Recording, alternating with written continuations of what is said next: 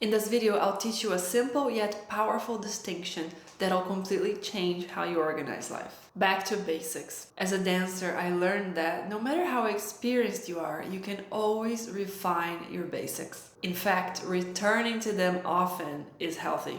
So let's go back to basics in personal organization, starting with the difference between your calendar and your to-do central. This one distinction is the number one mistake I see my self-employed clients making. Let's start with the easiest, the calendar. We're used to how it functions, right? Items that are day and time bound. All our scheduled events, dentist, haircut, classes, meetings, trips, commute time. But don't forget, this is also for events that are only day bound. No specific time, but still important to be remembered on a particular day. What things fit this criteria? Paying a bill, a friend visiting from out of town, a follow-up with a client, ordering a supplement refill, a movie's release, noting someone's out of office, any reminder you'll need on a given day. So how do I mark on the calendar this specific type of event that has no time but has a specific day? In the digital calendar, this is called an all-day event, and it sits on top of the schedule for the day.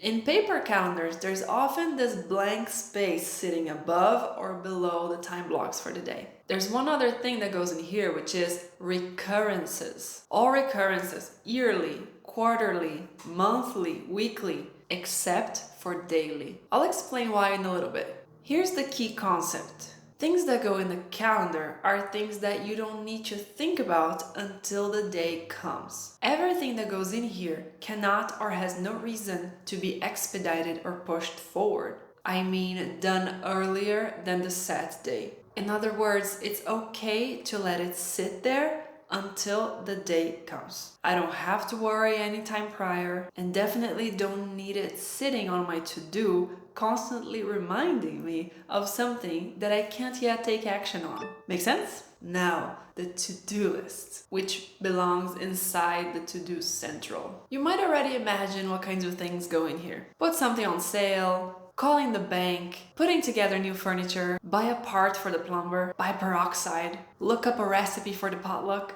look into a new hobby, send proposal to a client. This is where tasks that are actionable go. No blockers, no dependencies. If you had time right now, you could pick and choose from this list. There are no impediments to starting. Remember this. Actionable means simple, clear, and not dependent on something else to happen. Now, where people get confused. Say a meeting, for example. It can't happen earlier than scheduled. It belongs on the calendar, yes. But the prep for the meeting can happen earlier. It has no impediments to starting. So the prep belongs in the to-do. Same with an exam. The test date goes on the calendar, but studying for it goes in the to-do. You see, both prepping for the meeting and studying for the exam have a deadline, but I can do them at any time. Because of this nature, it belongs in the to-do with the deadline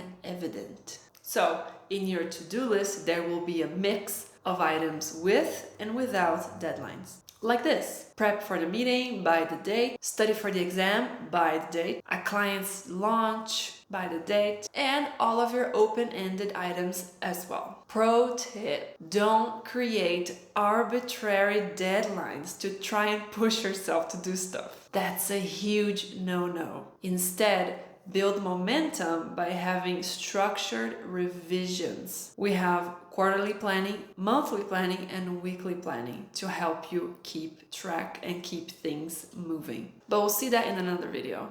Where this accurate distinction saves you, this is where it shines. When to freeze a task. Sometimes we put things in our to-do list that we don't have bandwidth for. Say, for example, I really want to create a YouTube channel, but I just started a 10-day training. You don't want to be bugged and frustrated by seeing it in your list and feeling bad for not being able to fit it all in.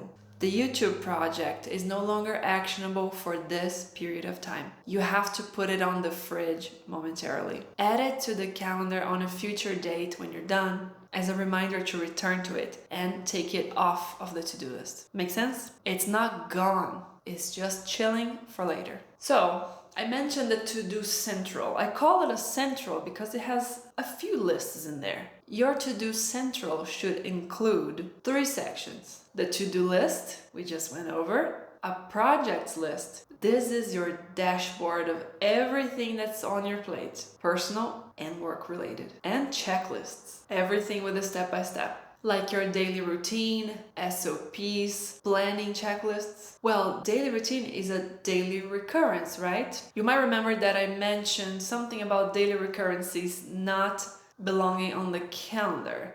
The reason is that a daily routine usually has many items, and that tends to clutter the calendar. That's why I separate it and put it in the to-do central. Not just that, but our daily routines are under constant revisioning. So that's why I like to have a special place for it. I can analyze, simplify, change, pause things, and so forth. Real life example. Here's an example situation to tie it all together. Let's say you have this item. Organize a surprise party for mom. It has many stages. It's actually a project. It takes more than one sitting.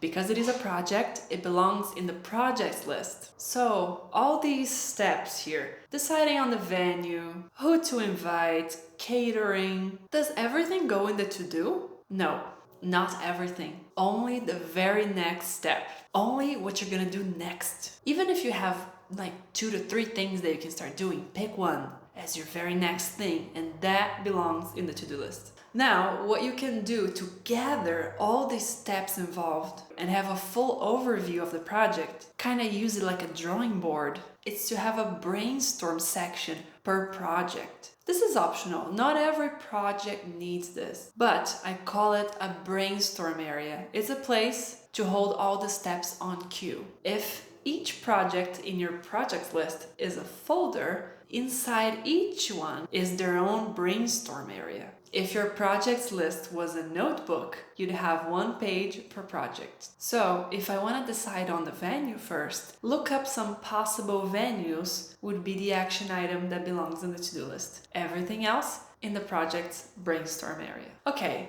then I may, out of this planning birthday experience, create a checklist for future reference when I need to organize another surprise birthday. That's how you turn experience into efficiency. Okay, that's about it for now. If this was helpful and you want support creating your own personal organization system, book a one-on-one mentoring session with me. I'll be more than happy to help. Thank you so much, and I'll see you around. Okay. Now, the infamous, follow you, the YouTube. That's about it. This is it.